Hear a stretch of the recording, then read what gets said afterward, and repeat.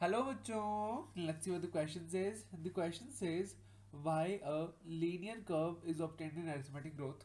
तो क्वेश्चन हमसे पूछ रहा है अरिथमेटिक ग्रोथ में हमें लीनियर कर्व देखने को क्यों मिलता है.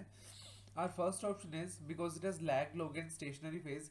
ये स्टेटमेंट इनकरेक्ट है क्योंकि lag log and stationary phase जो हमें देखने को मिलते हैं वो हमें जियोमेट्रिक ग्रोथ कर्व में देखने को मिलते हैं. जियोमेट्रिक ग्रोथ कर्व, यहाँ पर इसको एक्सपोनेंशियल ग्रोथ कर्व वगैरह भी आप कह सकते हैं.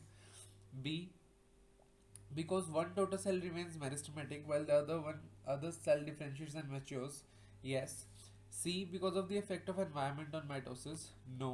D है none. तो हमारा सेकंड स्टेटमेंट जो है वो करेक्ट है. And as you know NCERT में हमें एक डायग्राम दिया गया है जिसमें दिखाया गया है कि एक सेल डिवाइड करता है एंड अदर सेल मैच्योर हो जाता है, एक स्पेसिफिक फंक्शन ऑब्टेन कर लेता है, समथिंग लाइक दिस. ये सेल इन दोनों सेल्स ने डिवाइड किया, ये सेल फिर से जो रेड मार्क किया गया है ये सेल माइटोसिस करता है, दूसरा वाला सेल मैच्योर हो रहा है. ओके, तो इस सेल ने माइटोसिस किया, बाकी दोनों वैसे के वैसे रह गए. फिर से क्या हुआ, then the next cell also, इसमें भी ऐसा ही होता है. देन नेक्स्ट ऑल्सो एक सेल जो है वो माइटोसिस कर रहा है, बाकी सारे अपना स्पेसिफिक फंक्शन ऑब्टेन करके रख रहे हैं, बाकी मैच्योर होते जा रहे हैं.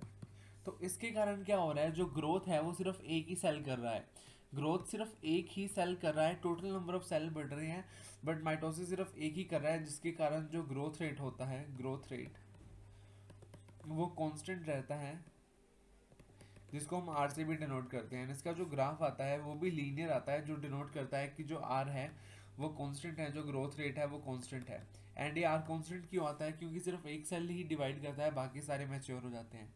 इसके कारण ग्रोथ रेट कांस्टेंट हो जाता है एंड ग्राफ हमारा लीनियर आता है. सो हमारा correct answer option number B. And I hope you understood this question well.